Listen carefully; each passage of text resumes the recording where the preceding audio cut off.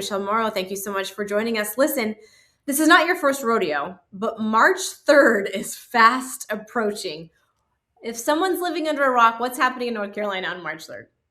On March 3rd, probably the most important primary of our lives is happening. So just 3 weeks from tomorrow, because we are determining the direction of our state, and North Carolina has the opportunity to hold on to the Senate, as well as add one more House member, because we have redistricted our congressional District 1 that right now is in the hands of a Democrat, but we have the potential to flip that. So we can actually help to secure all of Congress and increase the majority that we have in the House, so that we can actually make President Trump's America First agenda a reality in all 50 states.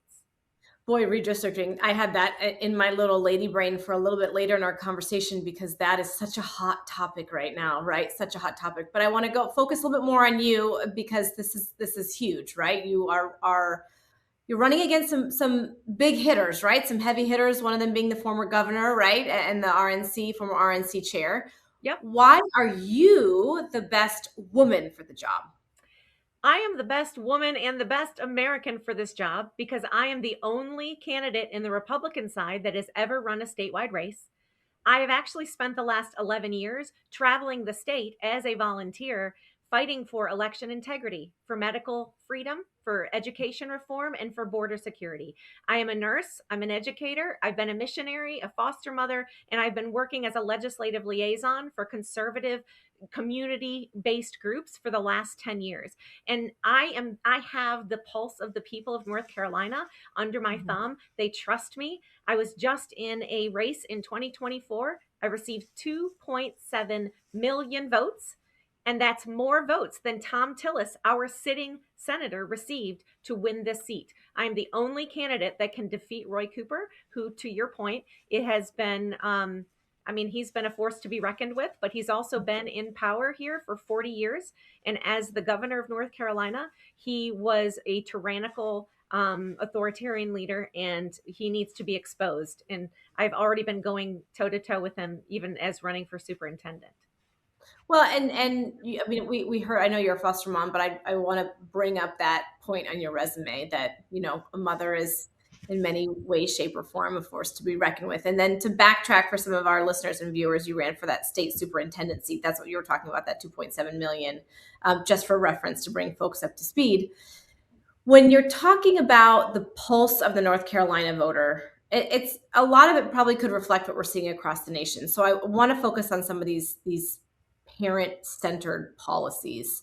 Right. Why is being a parent really a lot of your campaign, among other things, but policies that impact families, policies that impact the future generation? Tell me more, elaborate more on that.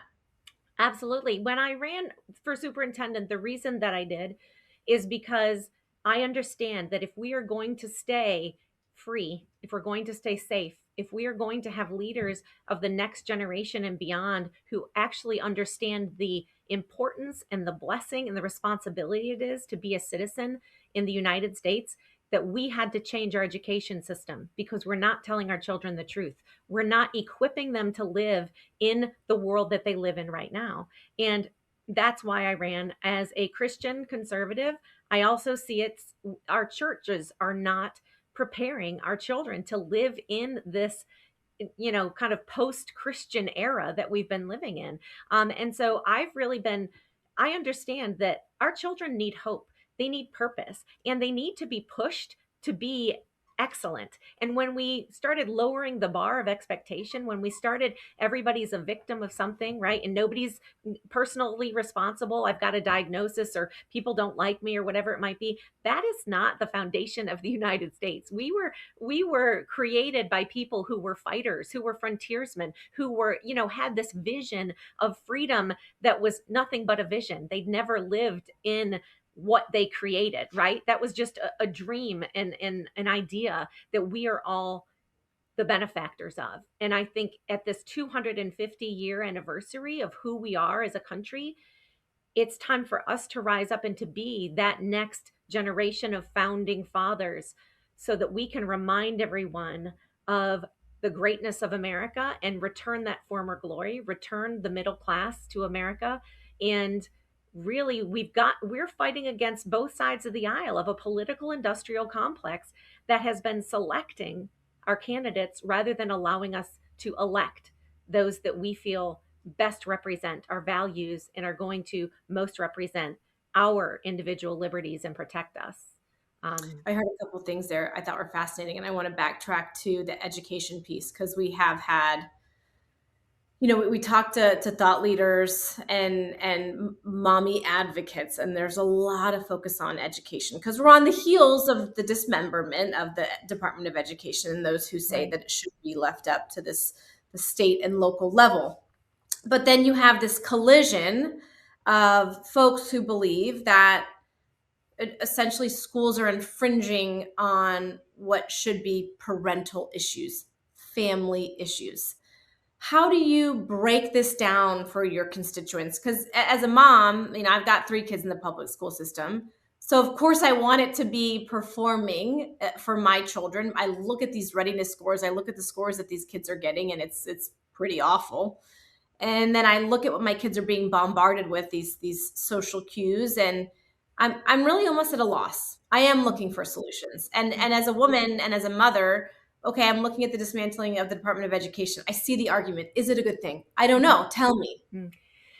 Well, what I think is every agency in Washington, D.C. needs to be limited by 75%. I think we need to send people back to the states where they came from, and whatever your specialty is, go make it happen in your state. Because originally, the federal government was only supposed to be kind of the backup plan when the states weren't able to handle some issue, right? I mean, essentially, education was never supposed to be in the hands of the federal government. And I think you and all of your listeners will agree, anytime the government says, we'll take care of that for you, it becomes less effective, less efficient, and more expensive. And so while I understand the whole idea of getting rid of the department, I actually, after the election, I spoke many times with people in Linda McMahon's organization. I went up to DC actually, and I said, what I really think needs to happen is, why don't we just have 100 people and make this be a resource center? Make this be that we are going to travel the entire world and find best practices for math education, or, for science, or for whatever it might be, and then make a nationalized curriculum. And then the states can just, identify if they when they want to do their state history or their whatever it might be. But it really doesn't make any sense for us to be spending federal tax money and sending it to the individual states, and there's no accountability, there's no standard for performance, and everybody just keeps saying, yeah, but send us more money, send us more money. When I am the senator, I'm going to make sure that we find out as American taxpayers where every single dime is going. We're looking at these billions of dollars that were uncovered just by a 23-year-old journalist, right? Hitting the beat for a week. That's not just happening in Minnesota. It's happening around our country. And what I would love to see is that Department of Education making public education in the United States #1 in the world again. We were #1 for a time. It's time for us to return to what we were doing right when we did have that, have that designation. But we need to recognize any public education system that is being paid for by taxpayers should be based on the founding principles and ideology of the United States of America. When we took out prayer and Bible and patriotism from our schools is when the decline started. We should not have to apologize for teaching our children the great things about America, the things that weren't so great, but how we change them and how we learn from those mistakes. It's time, I believe, for us to return this back to a pro-America public education system, a pro-God, nuclear family, personal responsibility, dignity, integrity, hard work, and then in teaching truth about history, especially let's talk about socialism and communism and Marxism and all of those things that have destroyed hundreds of millions of lives throughout the centuries. But the other thing is, if people, it's offered to the public as an option to take. When did we decide that we were going to cater to the people that were upset with the system? I've said as I ran for superintendent, make this be the absolute best it can be, pro America, pro family, all those types of things. And if you don't like that, then you can start your private school if you want to talk about, social justice issues, and we'll see Yeah, who. but you're gonna get a slew of critics on that, though, right? You really are, because I hear you. I hear you. You're gonna have parents who say, "Well, my partner and I want, if our son or daughter is exposed to the Bible, then they need to be exposed to a number of gender ideologies that I align with." You're gonna No, have that no, criticism, because right? it's not.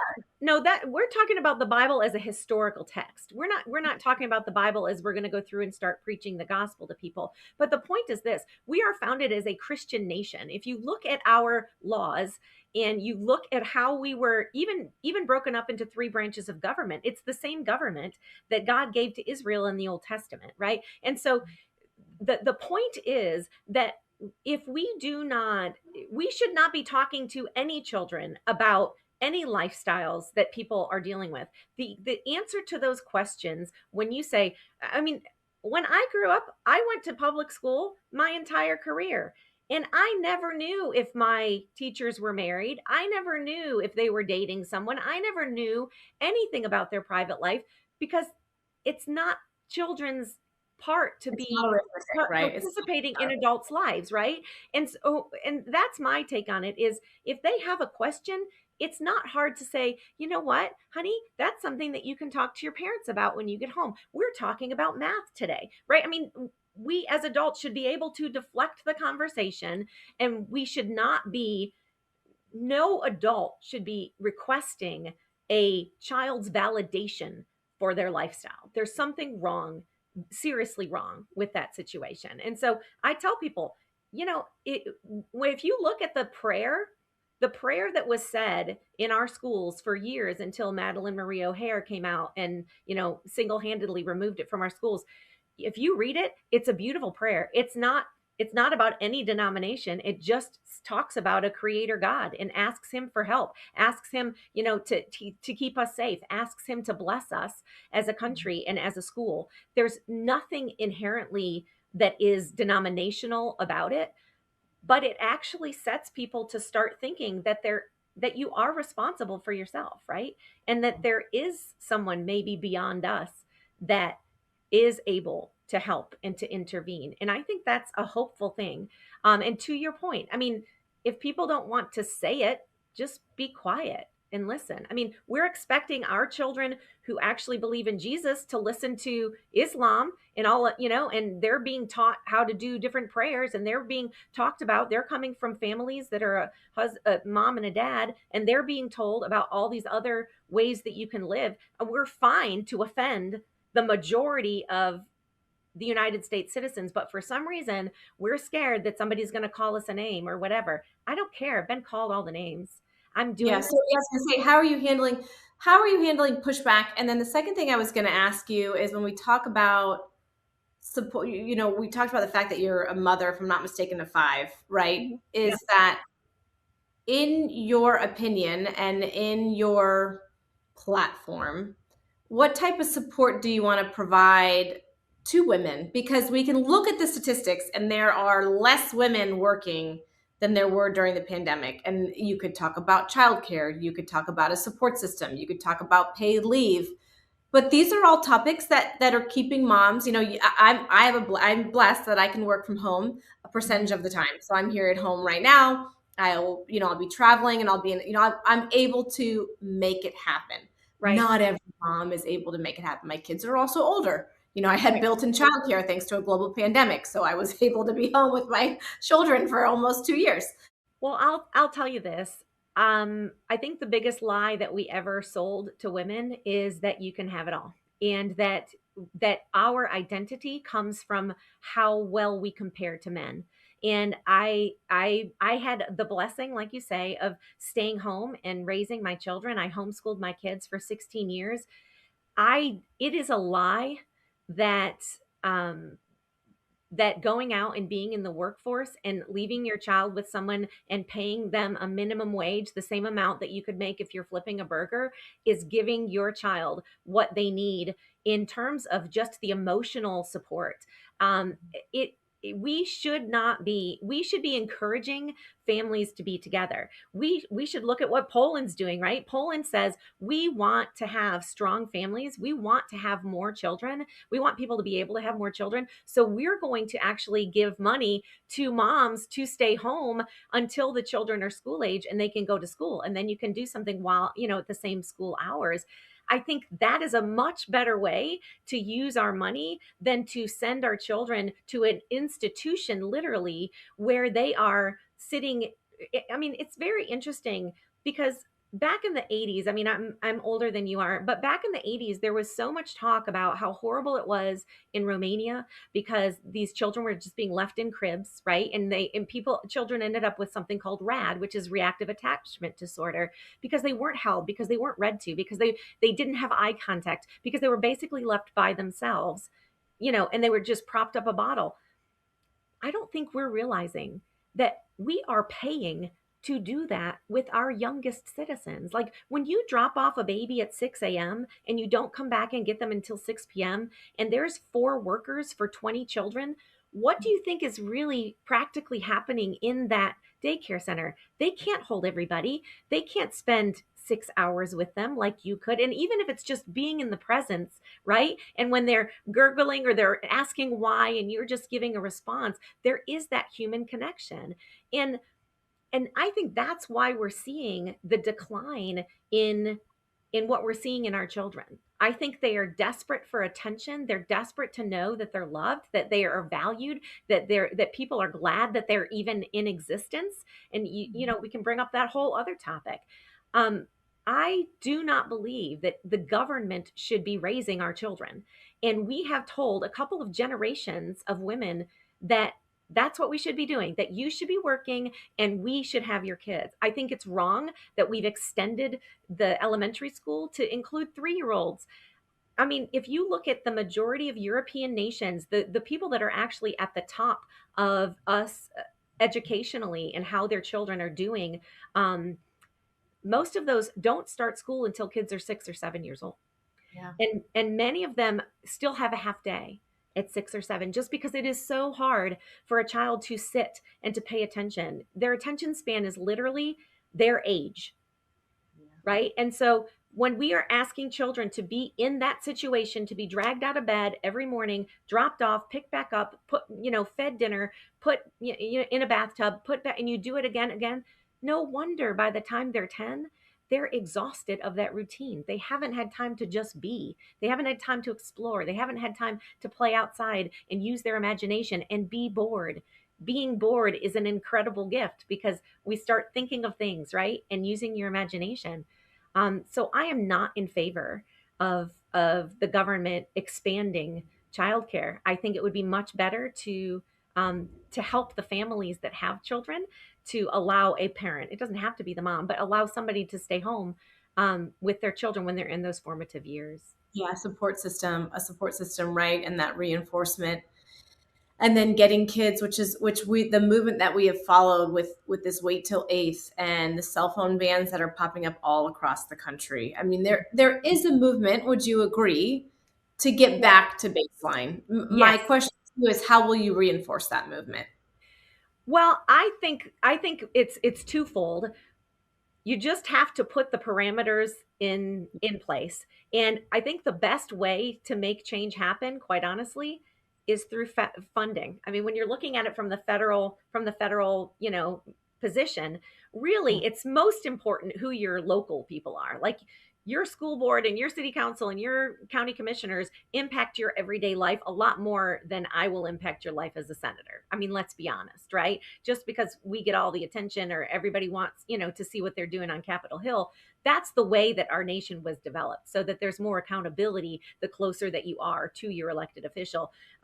But I believe that it's time for us to be withholding funds from people that can't, from the organizations and like the education system. For instance, here in North Carolina, we have, it's very clear, we are not supposed to be teaching DEI. We are not supposed to be allowing boys into girls' bathrooms and into their sports teams. We are not supposed to be allowing perverted, content into our elementary schools. And it's still happening. it's still happening all over the state. And when it was, Now, now, is that what encouraged you to take on this race? Was it what you learned when you were running for the state superintendent? um, no, I mean, actually, I'm not running. I'm really not running on the education platform. I am running on wanting to return law and order and economic stability. I want to put money back into people's pockets because I'm tired of paying for people that are not citizens to live here. I'm tired of paying foreign entities that are actually our enemies. And that's why I'm running. I'm wanting to bring back the middle class of America. And I see that North Carolina right now is really in the sights of what I consider to be a very radical anti-American agenda that we're seeing play out in Virginia, our neighbor to the north. And What are I you learning from Virginia? Like, what are you learning that you're witnessing? Because a lot of all that impacts families. I mean, all of it, right? right, all of it So, impacts families. It's very concerning when I mean, look what's happening in New York City when someone who is a stated socialist or stated, that they are for Marxism, or you know, is within the first 2 days is has increased has written new laws to impede to sorry, my dog's on my lap, I to like it. bring 50 new, no he's not, 50 new Serious. taxes, right, to the people of Virginia. And it's all under the guise that the government is going to take care of you, that we're going to have free grocery stores, we're going to have, everybody's going to have free healthcare, everybody's going to have free housing. That is not doable. It's completely going into communism. And you're looking at what happened in Venezuela over the last 30 years that now we're having to recover from. We cannot allow the United States to become a communist country. And that is the intent of those that are on that far left agenda. And when I say it's already taken over in so many areas, it's undeniable. And I know that North Carolina 250 years ago, we were the first colony to declare independence from Great Britain. We're called the Tar Heels for a reason because we dug in our heels and we said, you are not going to come any farther. We've got to do it again, Elizabeth, because the only way that we remain free, that we remain safe, that we can leave our state and our nation better for the next generation is to go back to the baseline of who we are as a country, to return to that city on a hill, and to return law and order and justice. We have got to start prosecuting people for their crimes. Everybody across the board is so frustrated with that. I, for one, am really tired of watching, congressional hearings and people basically admitting that they're committing crimes, perjuring themselves, and nothing happens. It's a nice little, statement, and everybody goes, "Oh, that's so awesome," because you had a back and forth, and it looks like this person won. None of us are winning if we don't have, if our laws are not being enforced. And here's the thing: why are we even sending people to Washington D.C. to write new laws when we aren't even enforcing the ones that are already on the books? Yeah. Okay. So blue sky it for me. Let's just say, you come out victorious, and tell me what your vision is if you are, let's phrase it in your world when you get the Senate seat. My vision is to return to a government that is truly of the people. And I think what that means is we have people up in Washington D.C. who are one of us.